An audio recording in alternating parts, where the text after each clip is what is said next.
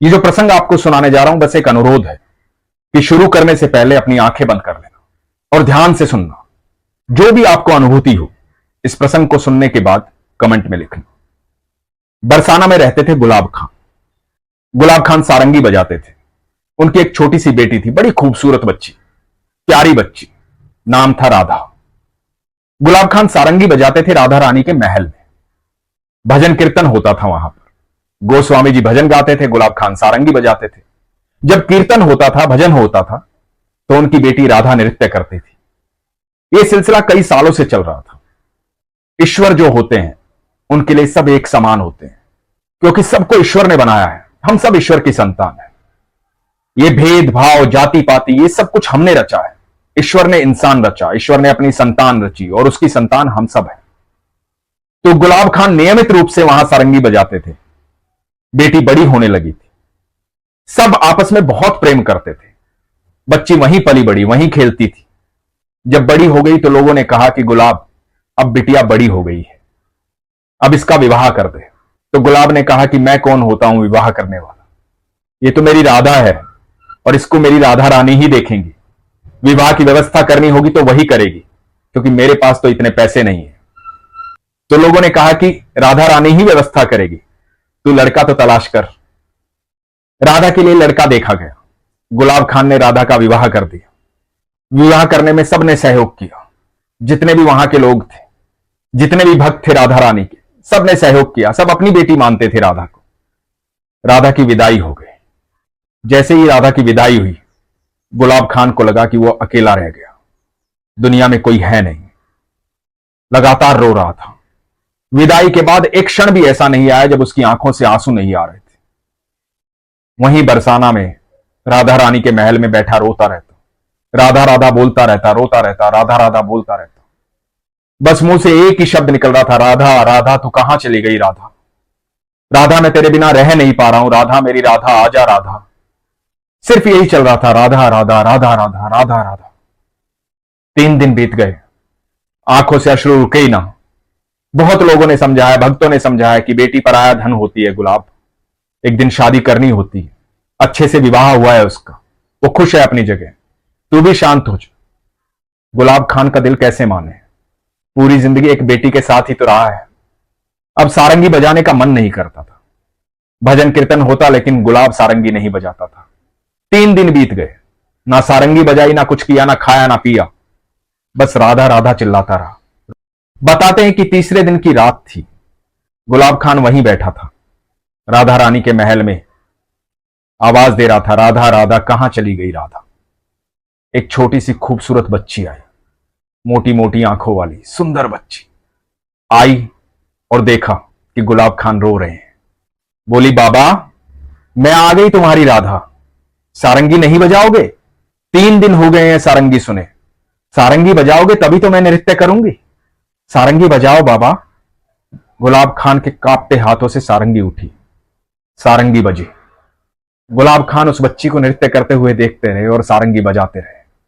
कहते हैं उसके बाद गुलाब खान किसी को दिखाई नहीं दिया। लोगों ने इधर उधर तलाश किया, क्योंकि गुलाब खान को सब जानते थे। पहले विरह में सारंगी नहीं बजा रहे थे, अब लोगों को लगा कि कई दिन बीत गए हैं, कहीं ढूंढ कर लाते हैं, मनाते हैं, बाबा को समझाते हैं, लेकिन गुलाब खान कहीं नहीं मिले। लोगों ने बहुत ढूंढा। लोगों ने सलाह दी कि हो सकता है गुलाब खान ने शरीर त्याग दिया हो, बैकुंठवास कर गए हो, क्योंकि उनसे विरह सहन नहीं हो रही थी। बूढ़े भी हो गए थे, 3 दिन से भूखे प्यासे भी थे, यहीं बैठे रहते थे। कहीं निकल गए होंगे वनों में, शरीर त्याग दिया होगा। जब कई दिन हो गए तो लोगों की इस तरह की सलाह आई और लोगों ने गुलाब खान की याद में, वहां पर पीली पोखर है बरसाना में, जब राधा रानी के महल से नीचे उतरते हैं तो सीढ़ियों से उतरकर जब आगे जाते हैं तो वहां एक जगह आती है पीली पोखर।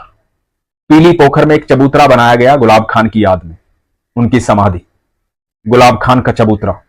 आज भी आप जब बरसाना जाएंगे, राधा रानी के महल जाएंगे, तो किसी से भी पूछना गुलाब खान का चबूतरा कहां है, तो वहां वो चबूतरा बनाया गया उनकी याद में। अब समय बीतने लगा। काफी समय बाद एक दिन गोस्वामी जी राधा रानी के महल से निकल रहे थे। पीछे से आवाज आई सारंगी की, राधे राधे राधे राधे। ये आवाज सुनकर के गोस्वामी जी हड़बड़ा गए। पीछे मुड़कर देखा तो गुलाब खान खड़े हुए थे, हाथ में सारंगी लिए हुए। गोस्वामी जी घबरा गए कि ये कैसे हो सकता है।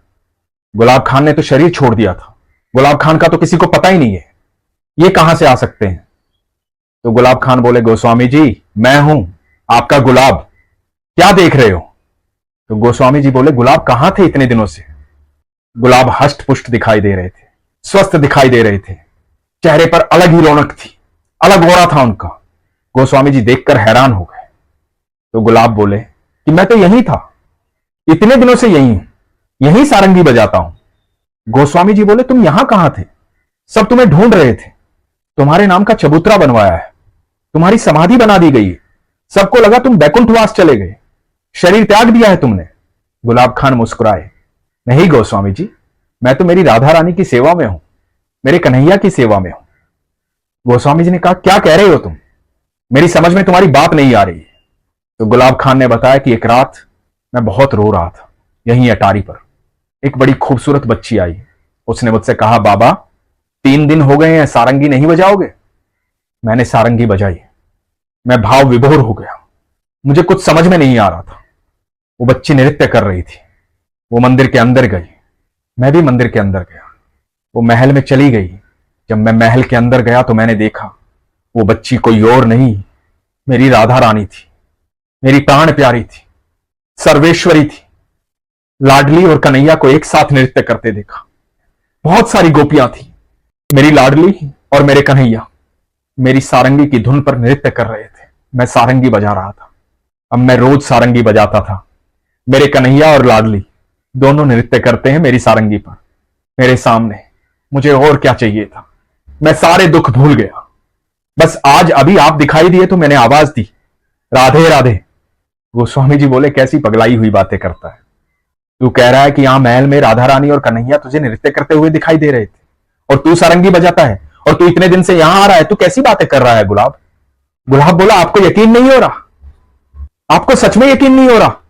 अच्छा ये बताओ कि आपने अभी अभी राधा रानी को किस चीज का भोग लगाया है। तो गोस्वामी जी ने कहा कि पान का, और गुलाब ने अपनी जेब से पान का बीड़ा निकाला, यही पान है ना वो। और गोस्वामी जी थर थर कांपने लगे, देखते रह गए।